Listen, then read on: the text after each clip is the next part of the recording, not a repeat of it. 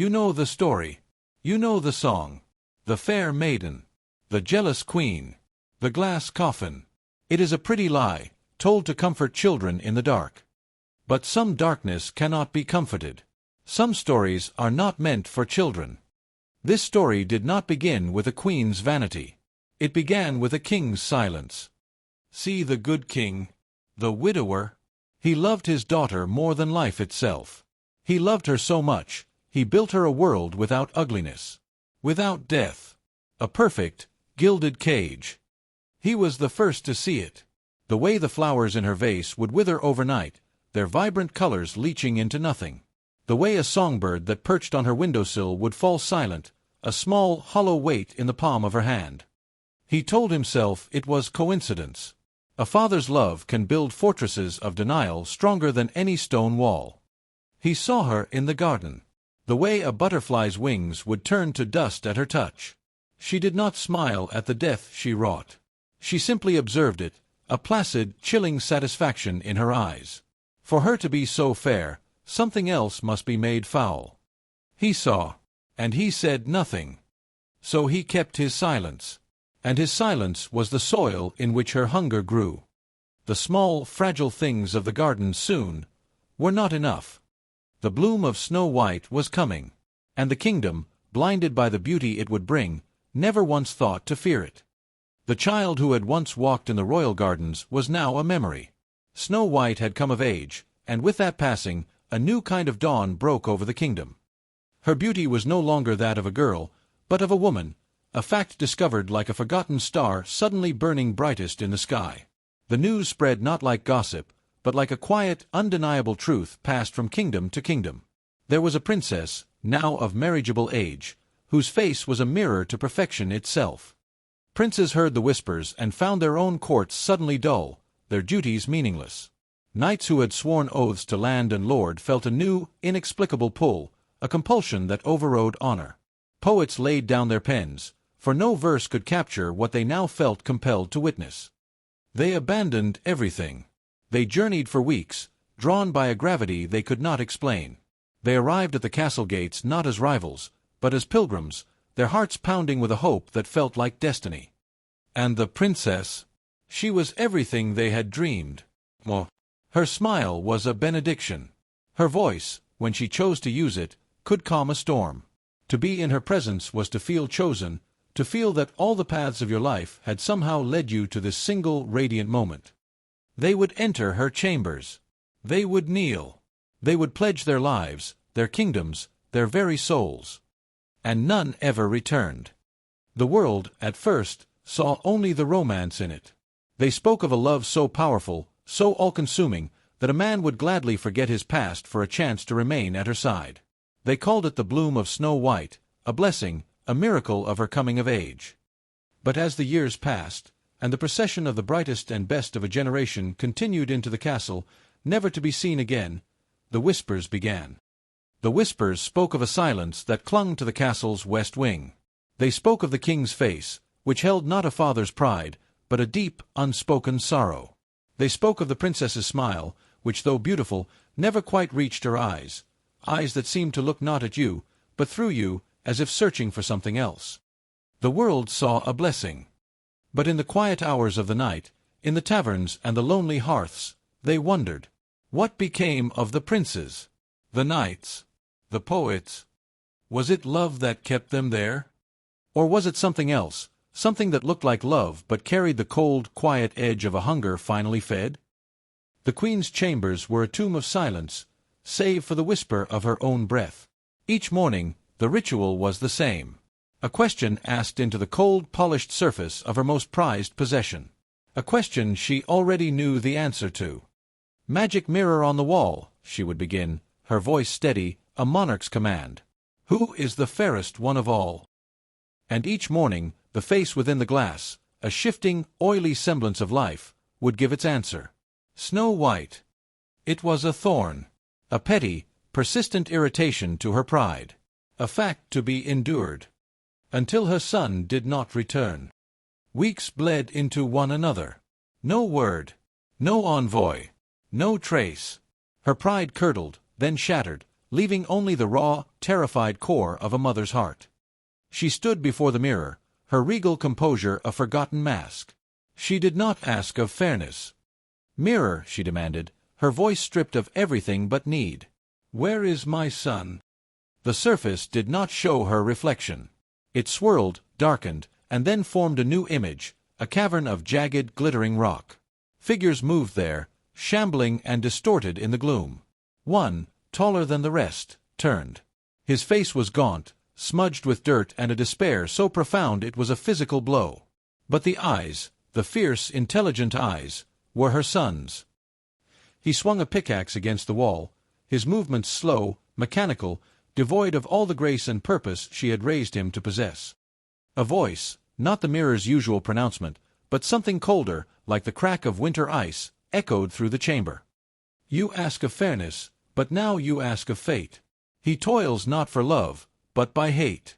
Not in a castle, but a cave deep and cold, one of 7 prisoners, a story untold." The queen stumbled back. The thorn of vanity was plucked out. In the raw, bleeding space it left behind, something else took root. Something sharp, and cold, and absolute. It was not jealousy. It was vengeance. The queen did not summon a brute. She summoned a blade. Her most loyal marksman stood before her, a man of few words and fewer failures. His face was a map of old wars, his eyes the steady, flinty gray of a mountain sky. He had sworn oaths to her on his blood and his life. Oaths that were now being called due. She did not command him to murder a rival. She ordered him to execute a plague. "The thing that dwells in the mountain," she said, her voice low and sharp as a shard of glass. "The thing that has stolen my son. Cut out its heart and bring him back to me." She placed a hunter's dagger in his hands, not ornate, but brutally practical, its edge honed to a whisper. He took it. The weight of the blood oath between them was a chain he shouldered without question. He left at dusk. The forest swallowed him whole. Weeks passed. Silence. The queen waited. The hope that her weapon had found its mark slowly curdled in her stomach into a cold, leaden dread. The mirror showed her nothing but mist. Driven by a mother's fury and a monarch's despair, she performed a dark divination. In the heart of her chamber, with the marksman's blood-oath dagger in her hand, she drew her own palm across the blade. Her blood, royal and binding, sizzled on the steel. She called his debt to her. She pulled on the tether of his promise. And something answered. The air grew cold. The fire in the hearth guttered and died. From the pooling shadows in the center of the room, a figure began to coalesce. It was small, stooped. It took a shambling step forward into a sliver of moonlight. It was not the man who returned. The thing that stood before her was a grotesque compression of the hunter she had known. His proud height was gone, shrunk into a dense, muscular form that barely reached her waist. His broad shoulders were now hunched and twisted, his capable hands now rough and broad. His face, once sharp and defined, was now broad and partially obscured by a coarse beard, but his eyes, his flinty gray eyes, were his own. And they were utterly, irrevocably broken. The huntsman was gone. In his place stood a dwarf. The oath had been answered. But the man had been spent in the answering. The dwarf did not kneel. He could not. His new form seemed to buckle under the weight of a memory too vast for its frame. He huddled on the cold stone floor, a monument of shame and ruin.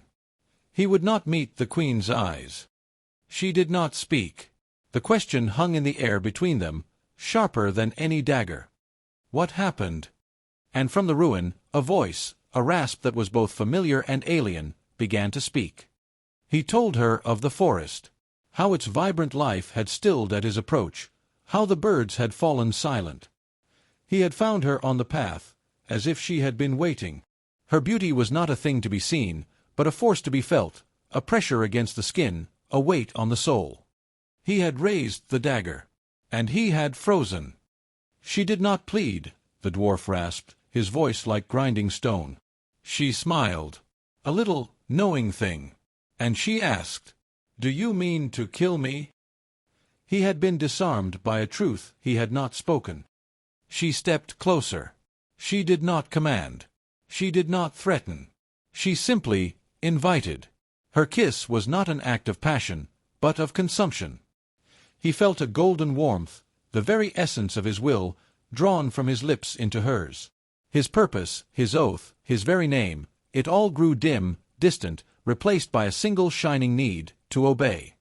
"The tasks," he whispered, the words agony. "She gave me 3. Hey, if you're enjoying this story, make sure to hit the like button and subscribe. And don't forget to turn on notifications so you never miss the next story. He spoke of the thorned rose in the writhing briar, where the vines drank deep and most men screamed their last. He spoke of the spectral stag, a creature of mist and moonlight that cost a man his strength with every arrow loosed. He spoke of the river where the dead sang promises of release, a current that stole a man's voice forever. With each victory, her beauty grew, he confessed, a tremor of awful awe in his ruined voice. Brighter, more terrible, as if my suffering were kindling for her glow. He had met the others in the glittering dark of the cave. The 7. They were the few who had survived the ritual.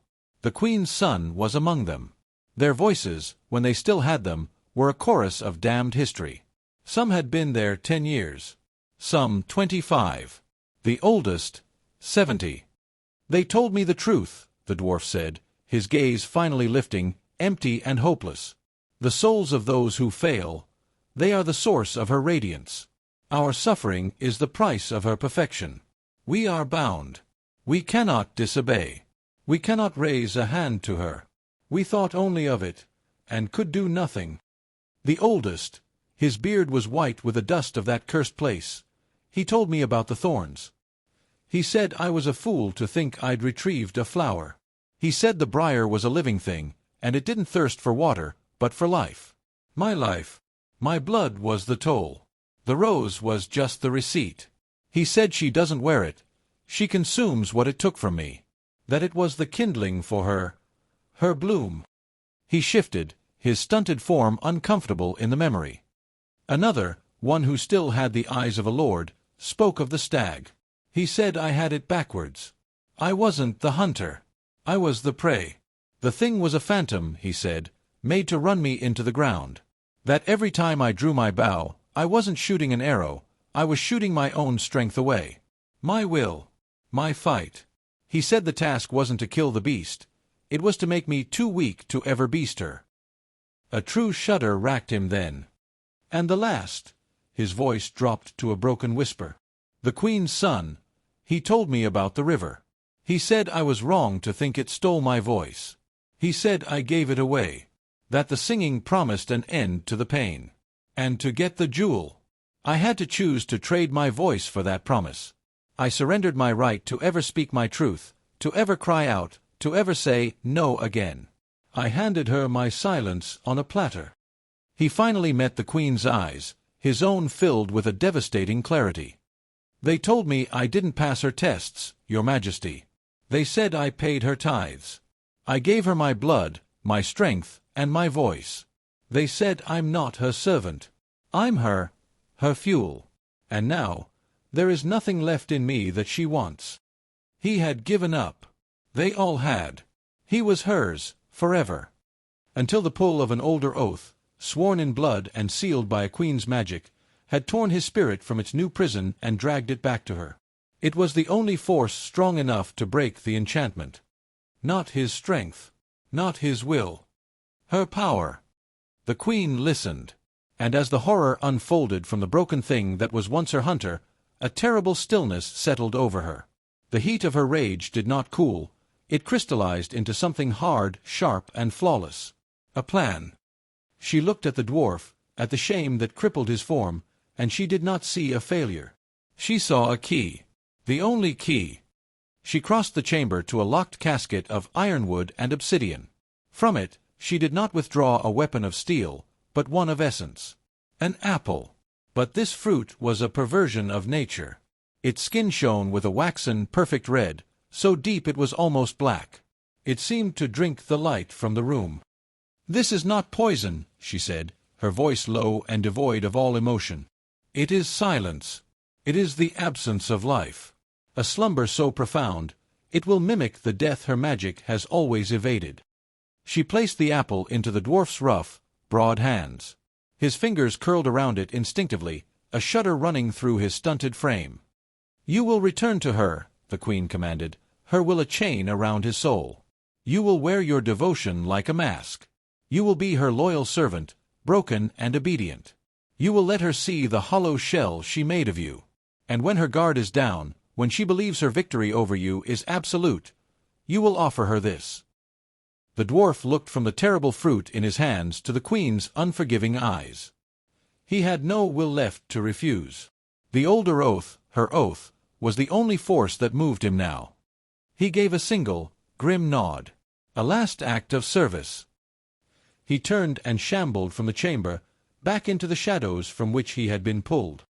He was returning to the beautiful nightmare, not as a savior, but as a Trojan horse.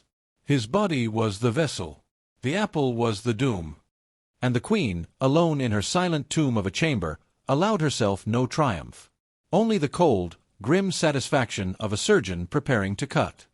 The dwarf returned to the mountain, to the cave that glittered with a cruel, captive light.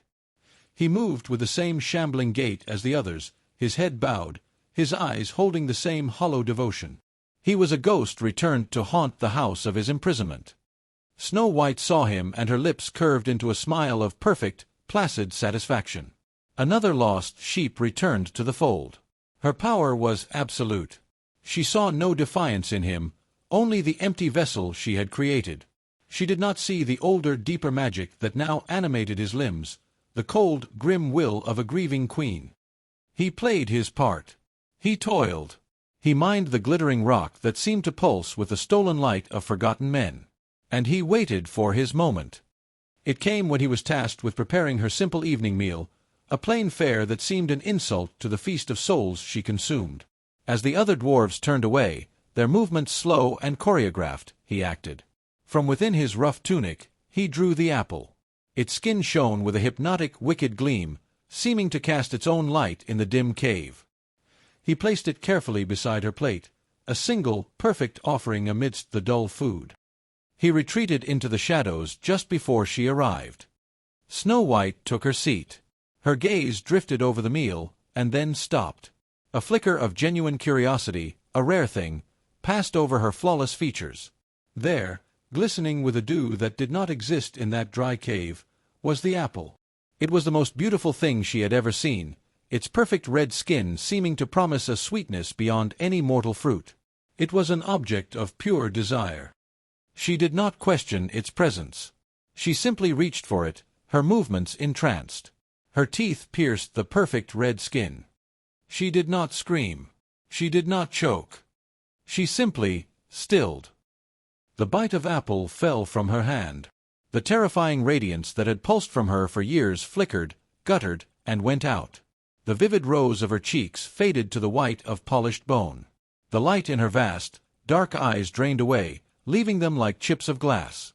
She collapsed, not with a cry, but with a sigh, like a puppet whose strings had been cut. A silence fell over the cave. A silence different from the oppressive stillness of her rule. This was the silence after a storm. One by one, the dwarves stopped their toiling. They straightened their crooked backs.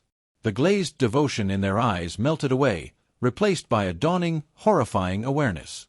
They looked at their hands, gnarled, twisted things. They touched their faces, rough with beard and hard with bone not their own. The spell was broken. They were free of her will.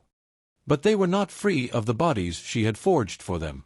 They were not free of the decades, the centuries of servitude etched into their very forms. The queen's son stumbled forward, his dwarf's body moving with an unfamiliar clumsiness. He looked down at the lifeless form of his jailer, then at his own thick, powerful hands. A sound escaped him, not a cry of victory, but a raw, broken sob of despair. He was free. But he was a monster in a story that had no place for him. The queen had slain the beast. But the prince was still gone. The queen stood in the silent cave. The air, once thick with enchantment, was now cold and still as a tomb. Before her, the form of Snow White lay, beautiful and terrible in her eternal stillness. She did not decay. She did not wither. She was a perfect thing, frozen at the moment of her defeat, as if death itself were unsure how to claim her. This was not a victory. It was a containment. The queen's gaze moved from the fallen princess to her son. He wept, his broad shoulders shaking with a grief that his new, rough-hewn form could barely contain. She had freed his mind, but she could not give him back his body, his voice, his life. The sight was a colder poison than any apple. Terror, cold and sharp, pierced the queen's heart. This thing, this hunger-made flesh, what if it could wake? What if the silence she had given it was only temporary? The world believed her a maiden, a victim. They would seek to wake her. A single foolish, noble kiss could unravel everything. "No," the queen whispered, the word of vow spoken to the darkness. "This ends here. It ends with me." She would not bury it. Earth could be dug up. She would not burn it. Fire might only purify it. She commanded her guards, the only men she trusted who had never laid eyes on the princess. They constructed a coffin not of wood, but of solid, flawless glass. A prism.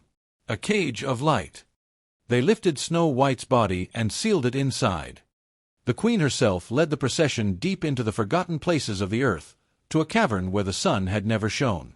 There, in the perpetual dark, they set the glass coffin down. It glowed with a faint, internal light, the beautiful thing inside forever on display, forever alone. "Let her be forgotten here," the queen commanded, her voice echoing in the emptiness. "Let the world move on. Let this evil be sealed away until the stones themselves turn to dust." She took one last look at the serene, sleeping face behind the glass. It was not peace she saw there. It was patience. The queen turned her back and left the darkness behind. She had saved the kingdom. She had not saved her son. And as she ascended to the world of light, she could not shake the feeling that she had not buried a body. She had buried a seed. Generations turned to dust.